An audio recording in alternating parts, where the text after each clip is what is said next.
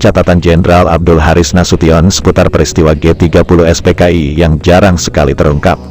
Catatan Jenderal yang selamat dari upaya penculikan itu seputar kekecewaannya terhadap Presiden Soekarno dalam menyikapi peristiwa berdarah yang merenggut nyawa 6 Jenderal Angkatan Darat dan 1 ajudannya.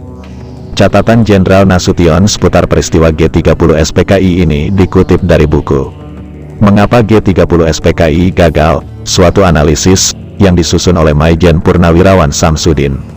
Dalam catatannya, Jenderal Nasution menyatakan, dari laporan TPRPU kepadanya terungkap bahwa Presiden Soekarno tidak memerintahkan pencarian jenderal-jenderal yang menjadi korban, tidak menghubungi Angkatan Darat dan Kodam 5 Jaya, tapi justru berhubungan dengan Auri dan Brigjen Suparjo dan kawan-kawan.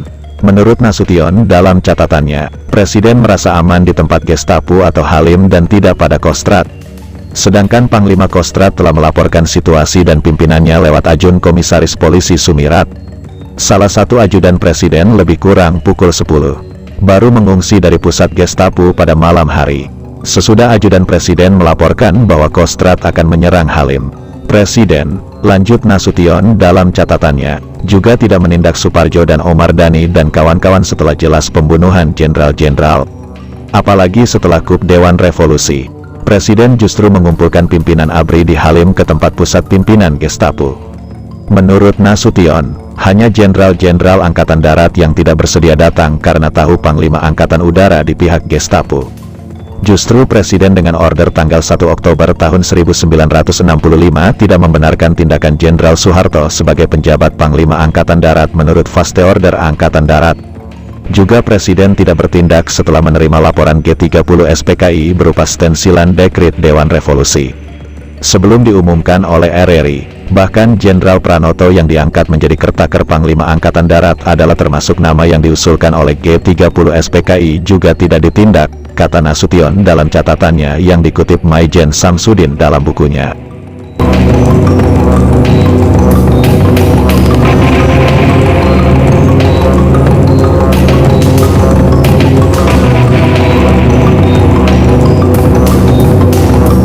Nasution melanjutkan catatannya, kata Nasution, dari Laksamana Martadinata dia mendengar bahwa pejabat-pejabat yang hadir menyebut nama-nama sebagai calon adalah Jenderal Soeharto, Jenderal Mursid, dan Jenderal Aji. Laksamana Martadinata, menurut Nasution, telah menghubungi Kostrad lebih dulu sebelum memenuhi panggilan Presiden untuk ke Halim.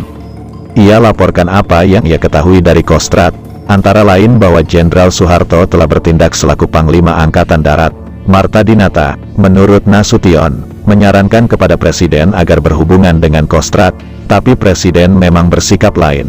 Rupanya Presiden menganggap Kostrad adalah serangkai dengan Dewan Jenderal, jadi tidak perlu dihubungi. Dr. Leimena melaporkan pula segala sesuatu yang dialaminya di Jalan Teuku Umar. Dan beliau adalah tetangga dekat saya. Dinasihatinya agar Presiden tidak menerima laporan dari G30 SPKI saja, tapi juga dari Angkatan Darat, kata Nasution. Masih menurut Nasution, Presiden segera menghubungi Ibu Dewi, istri ketiga di Jalan Gatot Subroto. Sebagaimana saya mendapat laporan dari TPRPU, kemudian, tentang amanat Presiden Soekarno yang dibuat di Halim tanggal 1 Oktober tahun 1965 yang ditujukan kepada Ibu Dewi. Yang pokoknya berbunyi, Presiden Soekarno pada saat itu dalam keadaan sehat-sehat di luar kota di tengah-tengah anak-anak yang sedang mengadakan revolusi. Salah satu tindakan Presiden ialah menyuruh ambil jas yang ia pakai tanggal 30 September malam di Istora. Dari rumah Ibu Dewi, kata Nasution. Lebih jauh dapat ditambahkan, kata Nasution, bahwa Letnan Kolonel Suparto lebih kurang tengah hari datang membawa minuman dari istana untuk Presiden serta membawa jas uniform Pangti dalam karung plastik. Presiden memerintahkan ajudan, Kolonel Bambang Wijanarko, untuk melihat apa ada surat di dalam kantong uniform itu. Ajudan tersebut memeriksa kantong-kantong dan mengeluarkan sepucuk surat. Setelah ia serahkan kepada Presiden, maka terus dirobek-robek oleh beliau. Ini adalah surat yang disampaikan oleh Letnan Kolonel Untung malam sebelumnya waktu di Istora. Malam itu Presiden gembira dan bersemangat menerima laporan Untung bahwa gerakan dimulai. Sebagai tambahan informasi mengenai ini, Kolonel Sailan, salah satu pengawal Bung Karno di Cakrabirawa, telah membantahnya.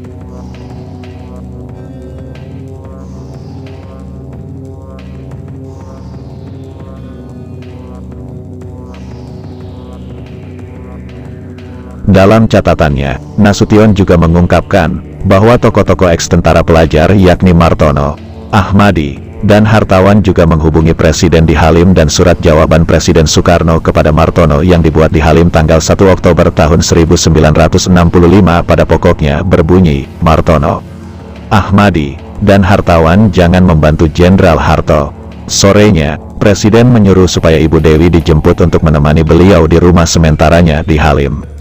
Jadi, persoalan yang paling mendesak bagi Presiden bukanlah bertindak mencari Jenderal Yani dan kawan-kawan dan menindak Untung dan kawan-kawan, melainkan mengintervensi pimpinan Angkatan Darat, kata Nasution. Masih kata Nasution dalam catatannya, dengan tindakan Jenderal Soeharto serta Jenderal Umar di ibu kota dan lolosnya dia, maka KUP PKI pada tingkat militer strategis telah gagal. Mereka tidak langsung dapat menguasai pimpinan Angkatan Darat. Dengan kenyataan ini Presiden menghadapi keadaan yang amat sulit. Ada dua kekuatan militer berhadapan, di mana posisi G30 SPKI tidak seperti yang mereka harapkan, yakni secara mendadak menjadi pemenang. Presiden memanggil Menteri Panglima Angkatan Laut, Menteri Panglima Angkatan Kepolisian, Waperdam Leimena, dan lain-lain ke Halim. Jenderal Umar juga dipanggil tapi dilarang pergi oleh Jenderal Soeharto sebagai pejabat Panglima Angkatan Darat. Jenderal Sucipto Yudodiharjo tiba dengan helikopter dari Sukabumi, kata Nasution.